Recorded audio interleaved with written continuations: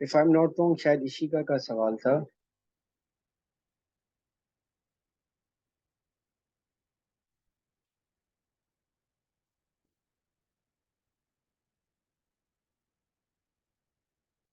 यमुना का था, अच्छा maybe I am wrong.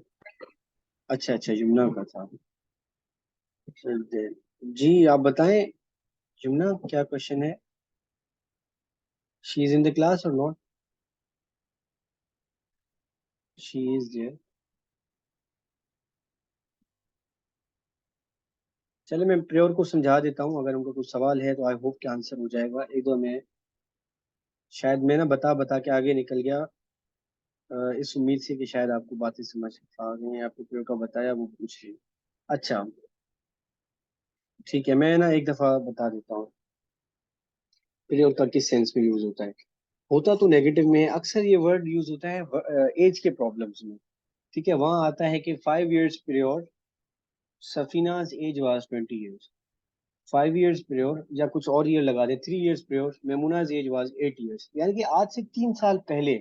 तो आज की एज अगर एक्स है मेमुना की, और मैं कहता हूँ 3 years prior, Memuna's age was let say मैं कहता हूँ 10, तो आप क्या कहते हैं अगर आज है एक्स, तो 3 years प्रियोर का मतलब क्या हुआ, आज से माइनस करो 3 साल, तो फिर उसकी एज बन गई 10।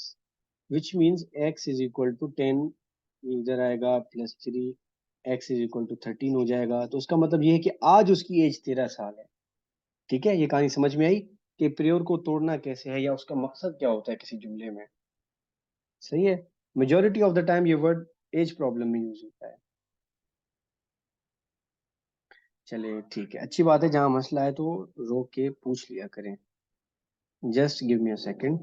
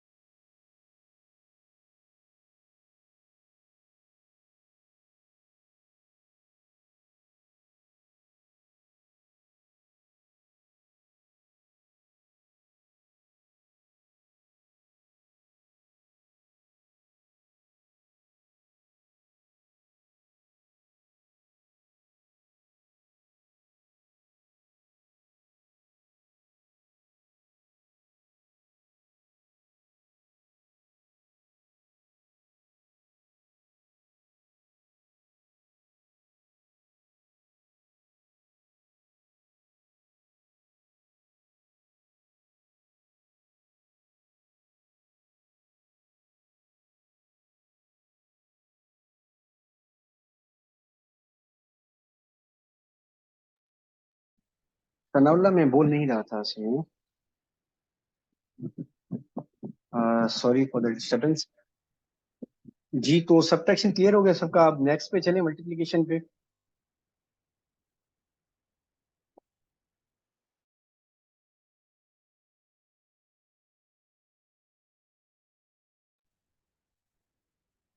ईशा यमुना और मारवी के लिए, ठीक है चलिए, ठीक है मैं आगे बढ़ता हूँ। ठीक है, अब हम मल्टीप्लिकेशन को थोड़ा देखते हैं कि मैथमेटिकल स्टेटमेंट में जब हम मल्टीप्लिकेशन यूज करते हैं तो उसके लिए इंग्लिश में कौन से वर्ड्स नॉर्मली यूज किए जाते हैं। इसमें मैं एक चीज बता दूं, ये कि ये वो वर्ड्स हैं जो मोस्टली यूज होते हैं, जो मेरे जहन में है, और कुछ बच्चे भी मैसेज करके मुझे याद दिला रहे हैं। ठीक है, तो अगर कोई वर्ड मिस हो जाता है तो आप उसको खुद भी देख लीजिएगा, क्योंकि 100% वर्ड्स तो शायद मुझे भी याद नहीं होंगे, मैं भी आपकी तरह का इंसान हूँ। ठीक है, तो उसका थोड़ा ख्याल कीजिएगा। अच्छा, आप मल्टीप्लिकेशन पे आते हैं कि मैथमेटिक्स में मल्टीप्लाई कब करेंगे, क्या वर्ड वो यूज करेगा। ठीक है, उसमें अपने इंग्लिश स्टेटमेंट में उसमें मुख्तलिफ वर्ड्स आते हैं।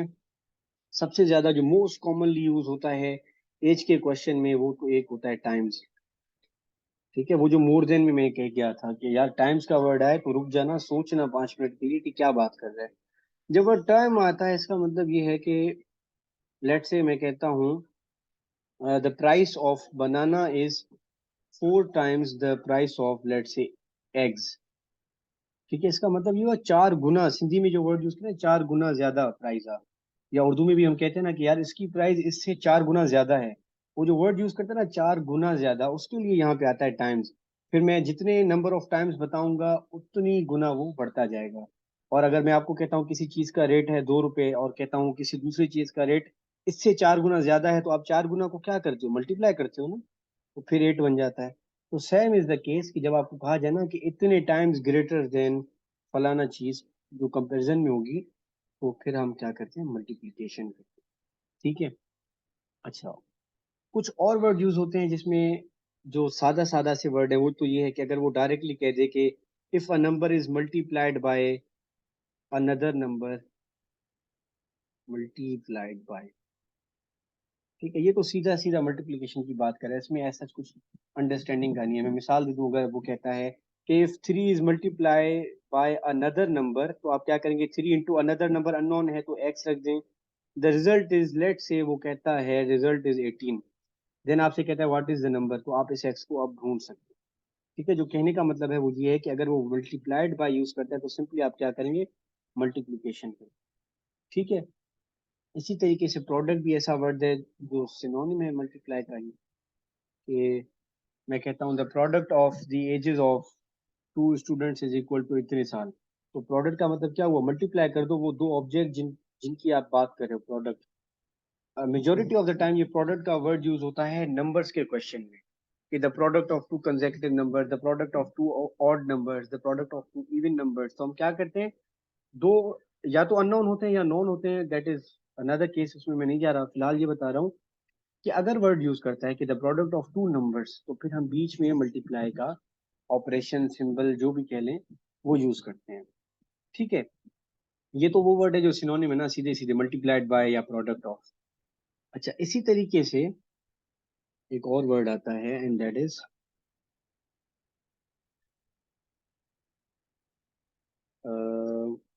आप वो पढ़ते थे ना बचपन में, वंस अपॉन अ टाइम। ठीक है। चलिए पहले इनकी ना इंग्लिश मीनिंग समझते हैं, फिर मैथ की तरफ आते हैं। वंस का मतलब होता है एक दफा। ठीक है। और ट्वाइस का मतलब होता है 2 दफा। और थ्राइस का मतलब होता है 3 दफा। ठीक है। अगर मैं इसको इंग्लिश में बताऊं तो वंस का मतलब होता है 1 टाइम। अब वर्ड टाइम पे गौर कीजिएगा, ये टाइम इसी सेंस में यूज हो रहा है। ठीक है। इसी तरीके से ट्वाइस का मतलब होता है 2 टाइम्स। यहाँ पे भी 2 टाइम्स इस ही सेंस में यूज हो रहा है, टाइम्स यानी कि मल्टीप्लीकेशन। थ्राइस का मतलब होता है 3 टाइम्स। ठीक है। अब मैं इसको मिटा के आपको अगर मैं कहूँ, जैसे अभी एक वर्ड प्रॉब्लम मैंने दिया था उसमें भी थ्राइस का वर्ड यूज किया हुआ था। अगर मैं आपको कहता हूँ, जो व्हाट्सएप में आया था, जो अगर मैं आपको कहता हूँ कि लेट से a number is 3 times more then 4। ठीक है। तो अ नंबर इज, वो नंबर अननोन है, उसके लिए तो आप वेरिएबल यूज करेंगे, इज 3 टाइम्स मोर देन। एक मैंने वर्ड यूज किया 3 टाइम्स मोर देन। ठीक है। अच्छा, ये भी नोट कर ले कि 3 टाइम्स मोर देन का मतलब भी मल्टीप्लाई होता है। इज मोर देन, आगे कुछ और मैंने रख दिया। इस स्टेटमेंट में इस सारे की जगह 3 टाइम्स मोर देन की जगह थ्राइस भी लिख सकता है, बस एक ही वर्ड यूज करके, जैसे वो हम पढ़ते हैं ना इंग्लिश में वन वर्ड सब्स्टिट्यूशन, कि एक कोई खास पूरे 4-5 ग्रुप ऑफ वर्ड्स को किसी एक वर्ड से रिप्लेस कर देना। ठीक है। तो अगर वो कहता है, is there any issue with my voice?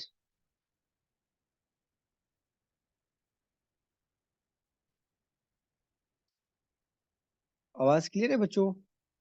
अच्छा अच्छा अच्छा, ठीक है। ठीक है, चले मैं ये फाइनल कर दूं, अगर कोई चीज रह गई हो कहीं पे, किसी की तरफ आवाज कट गई हो तो वो मुझे बताए। यार सनाउल्ला, आपके ना मुझे लगता है माइक में शायद इशू है, क्योंकि सबको सही जा रही होती है, आपको आवाज कम आ रही होती है, तो इसको आप देख लें। अच्छा अच्छा, ठीक है। चलिए, मैं बता ये रहा था कि ये सारे की जगह जो कह रहे हैं ना कि 3 टाइम्स मोर देन, उसके लिए ये एक ही वर्ड यूज करता है कि थ्राइस द, आगे वो कोई भी होगा, लेट से मैं कहता हूँ एज की प्रॉब्लम में अगर मैं मिसाल दूं कि Ali's age is 3 times more than, let say his son. ठीक है। तो 3 टाइम्स मोर देन की जगह मैं यूज कर सकता था Ali is thrice the age of his son. तो इन दोनों का मतलब एक ही हुआ, थ्राइस का मतलब ये है कि 3 टाइम्स मोर देन, और थ्राइस और 3 टाइम्स मोर देन दोनों जब भी आते हैं तो हम क्या करते हैं, मल्टीप्लीकेशन करते हैं। ठीक है, क्लियर है ये बात? अगेन आवाज डिस्टॉर्ट कर रही है मेरे ख्याल से। अच्छा, give me a second, let me check it.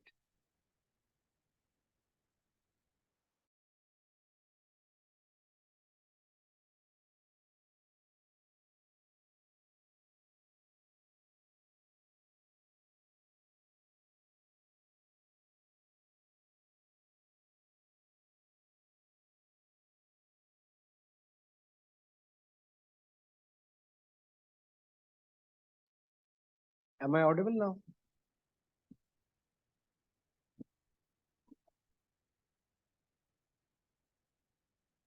अच्छा, ठीक है। अ, कहाँ से वॉइस कट गई थी, मुझे रिमाइंड करवा दे, मैं उस चीज को रिपीट करूं।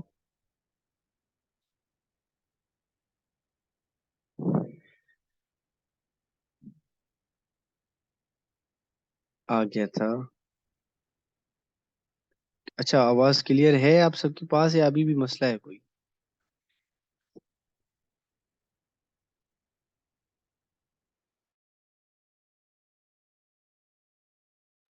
अच्छा, अब क्लियर है, ठीक है।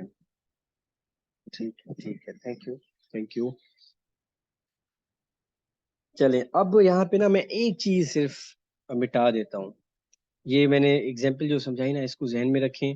Ali is 3 times more than the age of his son, या फिर आप कह लें Ali is thrice the age of his son, या फिर Ali's age is thrice the age of his son. ठीक है, मेरा मेन फोकस है असल में 3 टाइम्स मोर देन पे और थ्राइस पे, बाकी स्टेटमेंट पे मेरा फोकस एज सच इस टाइम नहीं है। अब यहाँ पे मैं थ्राइस को अगर वर्ड को मिटा के लिख दूं, ट्वाइस द एज। ठीक है, और ऊपर अगर मैं इसको 3 टाइम्स की जगह लिख दूं, इज 2 टाइम्स मोर, तो इन दोनों का मतलब भी उसी तरीके से सेम हुआ। 2 टाइम्स मोर देन, या मैं कहूँ Ali's age is twice the age of फला, तो दोनों केसेस में हम 2 मल्टीप्लाई करेंगे। ठीक है, मैं रीजन बता चुका हूँ थ्राइस वाले में, तो आई होप कि इसमें ज्यादा एक्सप्लेन करने की जरूरत नहीं है। क्लियर है?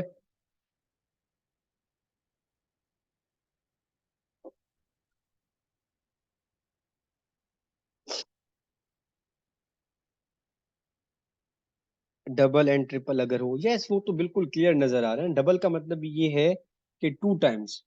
ठीक है, चले मैं ये भी लिख देता हूँ। थ्राइस वगैरह ये सारे अब आप नोट कर लें, मैं यहाँ पे जगह कम है तो बार बार नहीं लिख रहा।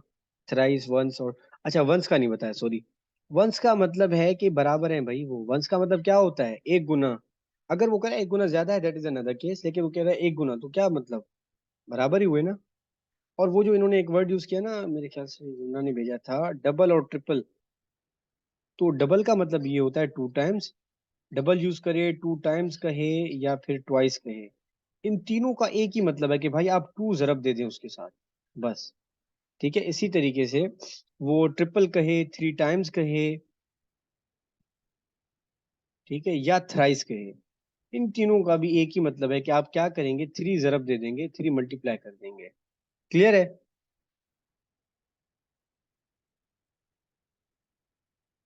सिंधी में तो हम एक वर्ड यूज करते हैं ना, डबल ट्रिपल चोपल। अब चोपल का मुझे नहीं पता इंग्लिश में कोई वर्ड भी है या नहीं है, 4 टाइम्स वाले का। ठीक है, अगर आपको किसी को पता हो तो बता दे।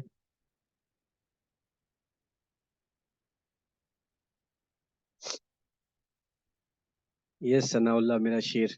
4 फोल्ड, यस, 4 टाइम्स या फिर 4 फोल्ड। Thank you Sanaullah. चले, मल्टीप्लिकेशन में इसके अलावा कोई वर्ड आपके जहन में आ रहा हो तो बता दें, मुझे तो यार इतने याद आ रहे थे इस टाइम, क्योंकि मेजरली यही यूज होते हैं ना।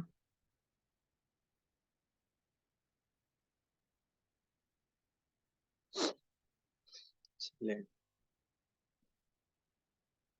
मेरी आवाज आ रही है आप सबको?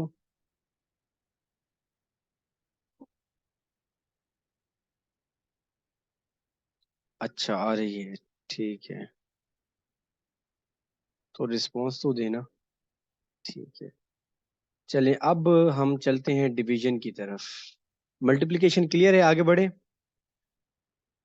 बेटा जहाँ फंस रहे हैं ना तो मुझे रोक ले, पूछ ले, क्योंकि वर्ड प्रॉब्लम ऐसी चीज है, इंशाल्लाह अगर आपने अच्छे से क्लियर कर लिया और प्रैक्टिस कर ली ना, तो ये अगर लेट से 6-7 आ जाते हैं और आपने 4-5 सही कर लिए तो आपको और क्या चाहिए। ठीक है, और इस सर दर्द को ना एक दफा ही खत्म कर लें, इस छोटी छोटी चीजों से सीख के, इन मेथड्स को अप्लाई करके ये सारी जिंदगी काम आएंगे। आप ग्रेजुएट हो जाएंगे, फिर किसी मास्टर वगैरह के प्रोग्राम में अप्लाई करेंगे, वहाँ ये गेट हेट सारे टेस्ट होते हैं, वहाँ भी आते हैं। या कोई बच्चा अगर किसी जॉब वगैरह की प्रिपरेशन करेगा बाद में चल के, तो वहाँ भी ये आते हैं। इनको अभी से क्लियर कर लें एक दफा ही बस, तो सारी जिंदगी आसान हो जाएगी। अच्छा, उसके बाद हम देखते हैं चौथा ऑपरेशन होता है मैथ में डिवीजन का, डिवाइड का। ठीक है, सिंधी में जिसको हम कहते हैं वंडर जो। ठीक है, अब डिवीजन के लिए कौन से वर्ड्स हो सकते हैं।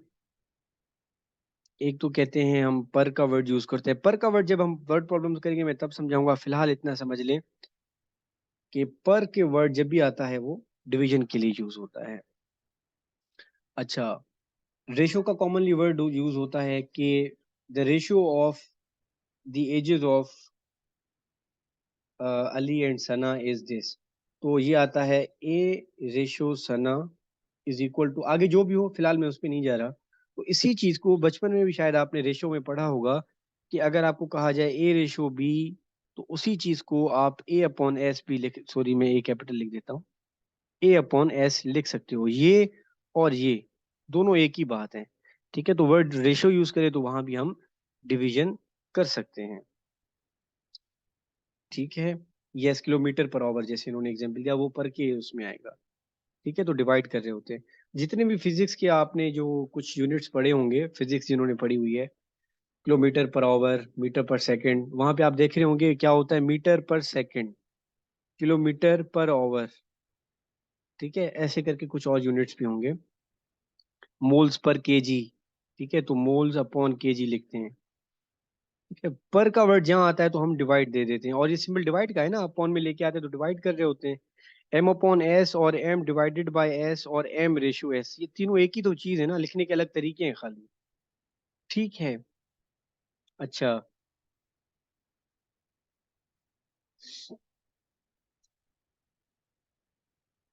सम टाइम एक वर्ड यूज होता है परसेंट।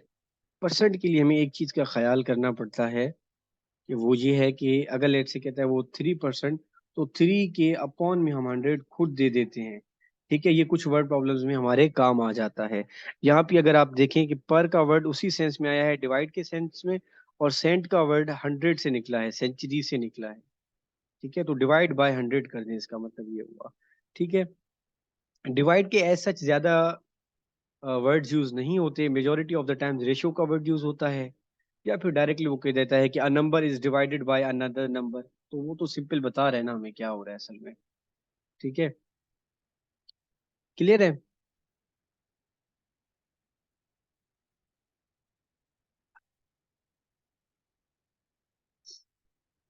आपके जहन में कोई वर्ड आ रहा है डिवीजन के लिए तो बता दें, सबकी हेल्प हो जाएगी। किसी के भी जहन में अगर कुछ आ रहा है तो, एनीवन जो कंट्रीब्यूट करना चाहे।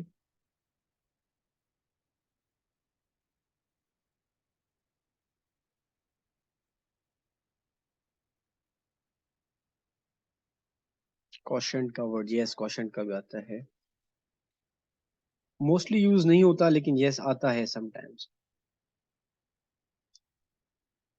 चलें, बस इसको क्लोज करते हैं। लास्टली आते हैं जो सबसे मेन चीज है किसी इक्वेशन को बनाने के लिए, इक्वल का साइन कब यूज किया जाता है। ठीक है। अच्छा, यमुना ने जो सवाल पूछा है ना, मैं इसको एलोबरेट कर देता हूँ। हाफ, हाफ का मतलब ये है कि आपको ये चीजें याद हो, इसमें डिवीजन की ऐसी सच बात नहीं होती। हाफ का मतलब होता है 1/2। ठीक है, और जैसे वो डबल था, उसका ऑपोजिट होता है हाफ। डबल में 2 मल्टीप्लाई करते हैं, हाफ में 2 डिवाइड कर देते हैं। ठीक है, इसके अलावा कोई कुछ कहना चाह रहे हैं अगर तो बता दे।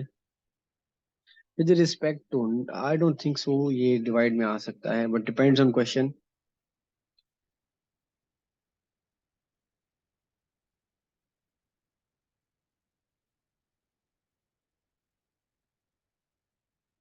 सेपरेशन, नो सेपरेशन तो आई डोंट नो, आप नेगेटिव के सेंस में ले रहे हैं, डिवीजन के सेंस में ले रहे हैं। सेपरेशन क्या, इसको एलेबोरेट करेंगे आप हसीबा?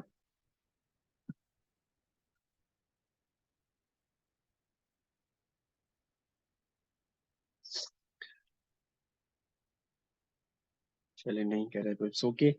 अच्छा, इक्वल्स पे चलने से पहले मैं एक रिमाइंड करवा दूं कि सबसे कॉमन यूज होता है एडिशन, सब्ट्रैक्शन और मल्टीप्लिकेशन।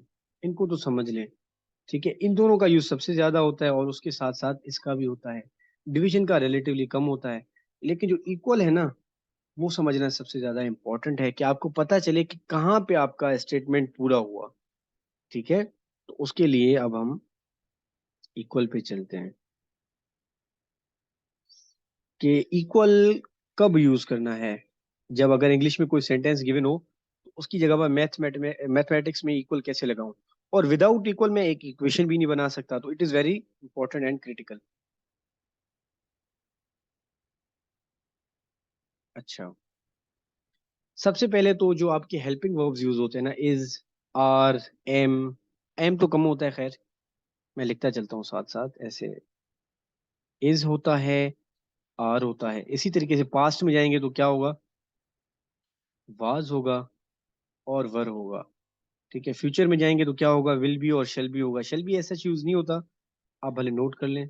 नॉर्मली विल बी होता है, या जस्ट विल भी यूज हो सकता है। मैं दोनों लिख देता हूँ।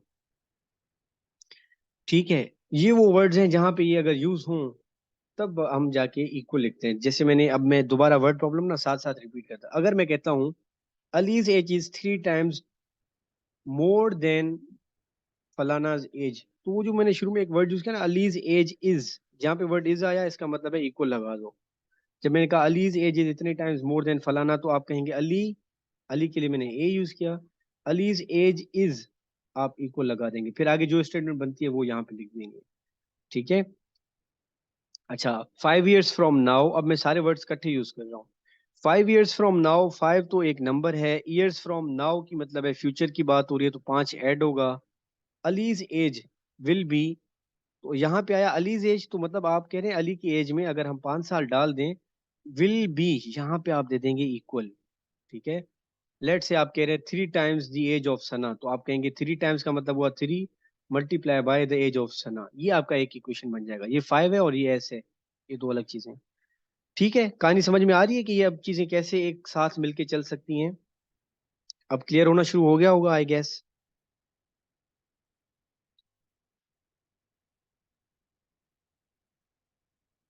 ठीक है। अच्छा, will be, shall be, is, are, was, were, ये सब तो हो सकता है। अच्छा, वाज का भी एक एग्जांपल देता हूँ पास्ट का, कि इसी को थोड़ा ऑपोजिट ले ले कि 5 years फ्रॉम नाउ, तो आपने बात की फ्यूचर की। इसी को ही आप कह लें कि 5 years अगो, आपने कहा 5 years अगो मतलब कि आज साल 5 साल पहले, तो 5 माइनस करेंगे। Late say Ali's age was, अब क्योंकि पास्ट की बात हो रही है तो आप वाज की जगह पे इक्वल देंगे। वाज, लेट से डायरेक्ट एज दे दिया उसने कि आज से 5 साल पहले अली की एज थी 25। ठीक है, इसका इंग्लिश सेंटेंस क्या होगा। अब मैं इंग्लिश सेंटेंस बना रहा हूँ, आप खुद देखें कि क्या मैंने सही तोड़ा है या गलत तोड़ा है, आप खुद ही इसको सही गलत कर सकते हैं। 5 years अगो, यानी कि -5, किसकी बात हो रही है, 5 years ago Ali's as, allies as के लिए मैंने ए यूज किया, यानी कि आज से 5 साल पहले अली की एज जो थी, आगे बात क्या थी, 5 years ago Ali's age was, जब मैंने वर्ड वाज यूज किया तो आपने इक्वल लगा दिया। 25 years, बस सिंपली आपने आगे चल के 25 लगा दिया, दैट्स इट, कहानी खत्म। सही टूट गया ना ये।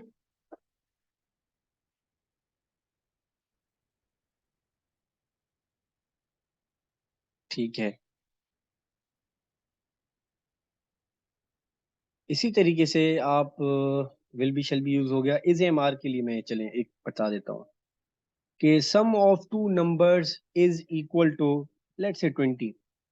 ठीक है, तो सम ऑफ टू नंबर्स तो दोनों अननोन है, मैं अज्यूम कर रहा हूँ। सम ऑफ टू नंबर्स तो दोनों नंबर थे, एक्स और वाई, दो अलग नंबर हैं। और जब मैंने वर्ड यूज किया था सम ऑफ टू नंबर, तो बीच में मैं दे दूंगा प्लस, मैं बता चुका हूँ ये बात। The sum of two numbers is equal to, अब इज भी आ सकता है, उसके साथ डायरेक्टली वर्ड इक्वल टू भी आ सकता है। ठीक है, is equal to, was equal to, will be equal to, ये सारी एक ही चीजें हैं। ठीक है, तो तब आप क्या देंगे, इक्वल का साइन देंगे। या वो जस्ट वर्ड यूज कर सकता था कि the sum of two numbers is, let's say मैं कह देता हूँ 50, दैट्स इट।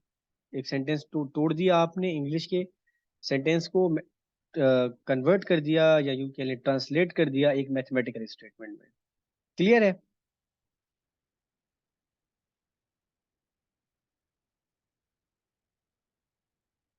यहां तक किसी को कोई मसला, कोई दुश्वारी, कोई सवाल तो पूछ ले। मुबीन, मारवी, हसीबा, इशिका, जितने भी बच्चे बैठे हैं, प्रांचल, ऋषि, सनाउल्लाह, यमुना, एनीवन, किसी का कोई सवाल नहीं है? No questions? चले आगे बढ़ते हैं फिर।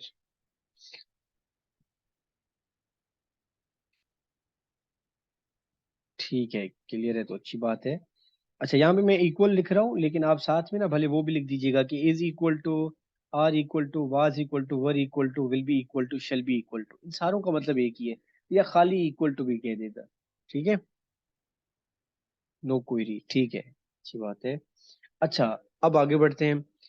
इसके अलावा एक वर्ड यूज होता है, रिजल्ट्स। रिजल्ट का क्या मतलब होता है, किसी चीज का नतीजा निकलना। रिजल्ट्स भी आ सकता है। अब आपको इस चीज के काबिल होना चाहिए कि अगर वो रिजल्ट्स कह रहा है तब भी बात ठीक है, पास्ट की बात करेगा तो उसके लिए वर्ड यूज करेगा रिजल्टेड, और अगर फ्यूचर की बात करेगा तो वो कहेगा विल रिजल्ट। अब इतना आपको जो है ना इस लायक होना चाहिए कि आप चीज़ों को खुद समझ लें। यानी कि मैं जल्दी जल्दी एग्जांपल देके आगे बढ़ता हूँ कि the product of two number results in 5। इसका मतलब ये है कि आपने दो नंबर्स मल्टीप्लाई किया, उनका आंसर 5 आ गया, रिजल्ट्स इन 5 या रिजल्ट्स 5, तो उसका मतलब है आप इक्वल का साइन यूज करेंगे। ठीक है, या यूं कह सकते हैं कि एज के प्रॉब्लम में आप कह सकते हैं कि the let's say the difference of the ages of a son and a father resulted, let's say 5 years, 10 years, कुछ भी करके, तो वहां भी आप इक्वल देंगे। या विल रिजल्ट का क्या करेंगे, 3 years from now the the sum of the ages of two person, वो कुछ भी आप लगा दें, अननोन करके मैं ले रहा हूँ, कंसिडर कर रहा हूँ, विल रिजल्ट, फिर आगे वो कोई नंबर देगा डिपेंडिंग ऑन द क्वेश्चन, या ईयर देगा या कोई एग्जैक्ट नंबर देगा, कुछ भी देगा, प्रॉफिट लॉस बात की बात है वो।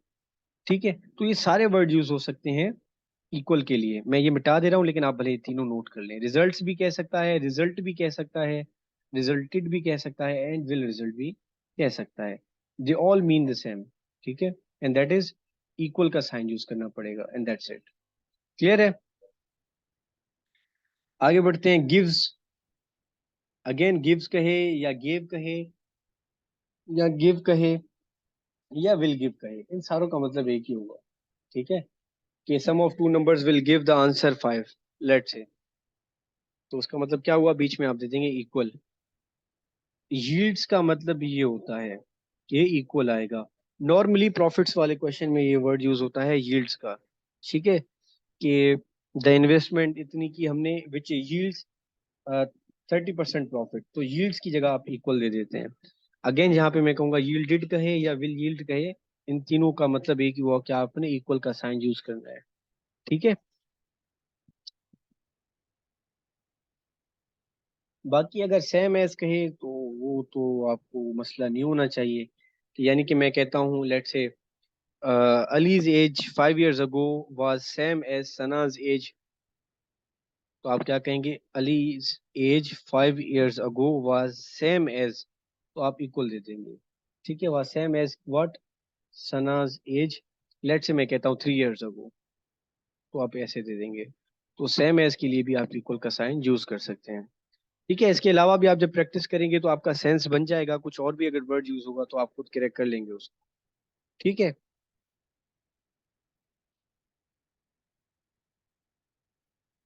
यहाँ तक किसी का कोई सवाल?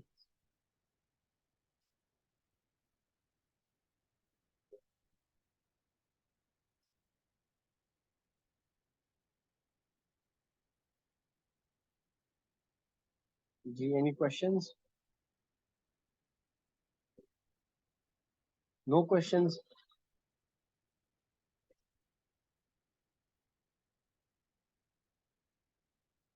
जिनका क्लियर हुआ है वो बता दें एटलीस्ट।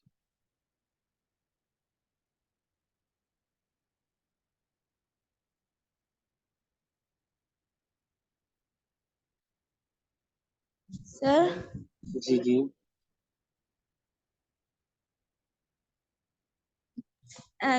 ये जो वर्ड प्रॉब्लम आपने मतलब समझा है, ये तो मतलब एज वाली प्रॉब्लम्स में यूज होते हैं ना, जैसे नॉर्मली होते हैं इसमें भी हो सकते हैं।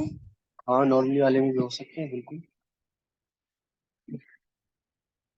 नॉट नेसेसरी या not limited to only age problems, they can be used in any other word problem. ठीक है।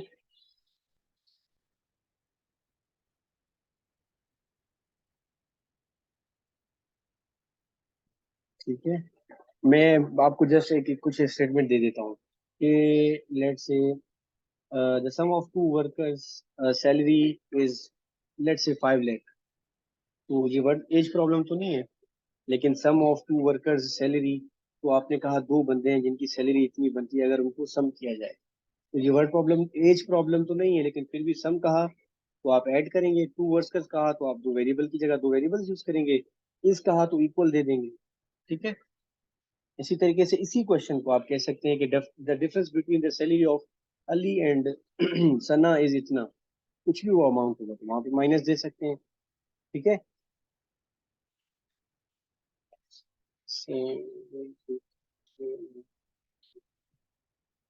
वो तो बिल्कुल बेसिक क्वेश्चन थे, वो तो डिवीजन और मल्टीप्लिकेशन के क्वेश्चन थे जो मैंने शुरू शुरू में दिए थे ना। उसमें तो आपने क्या करना होता है, वो जो शुरू में मैंने दिए थे, आई थिंक वो रिकॉर्डिंग में नहीं आए, तो शायद रिकॉर्डिंग वाले बंदे को नजर ना आए। तो उसमें ये होता है कि आपने ना एक चीज की कॉस्ट निकालनी होती है। जैसे मैं कहता हूँ ना, 50 चेयर की कॉस्ट होगी 4,000, तो 10 चेयर की कॉस्ट क्या होगी, तो सबसे पहले आपने एक चेयर की कॉस्ट निकालनी होती है, वो आ गई। अब आपसे जितने चेयर्स की कॉस्ट वो पूछ रहा है उतने से उसको मल्टीप्लाई कर दे। वो बिल्कुल निचले लेवल के क्वेश्चन हैं, जहाँ पे आप कॉमन अंडरस्टैंडिंग से कर सकते हैं, just plus minus multiply divide करके। ठीक है।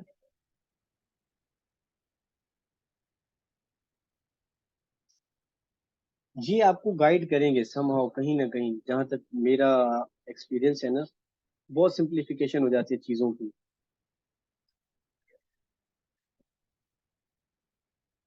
तो एक वर्ड प्रॉब्लम हो जाए फिर आप खुद ट्राई करें।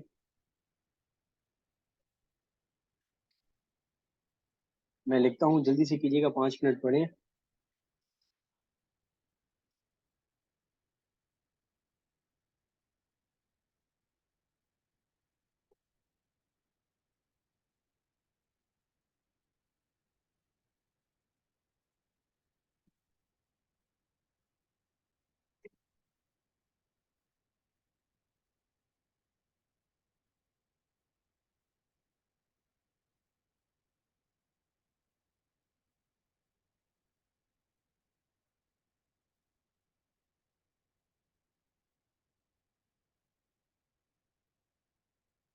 ये 2.5 है।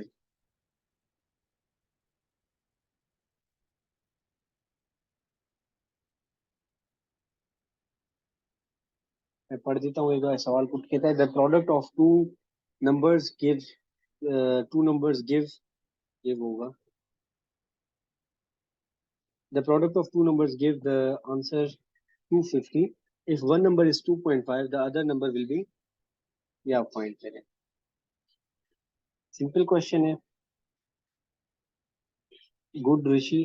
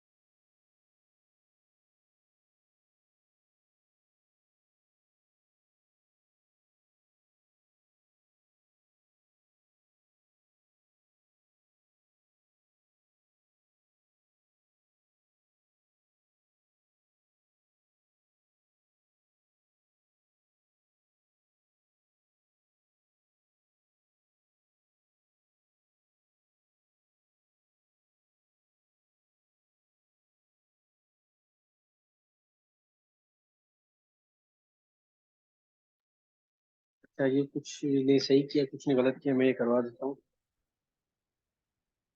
क्वेश्चन याद रखिएगा, मैं मिटा रहा हूँ ताकि सॉल्व करें हम इसको। The product of two numbers, यहीं पे मैं तोड़ देता हूँ इसको सवाल को।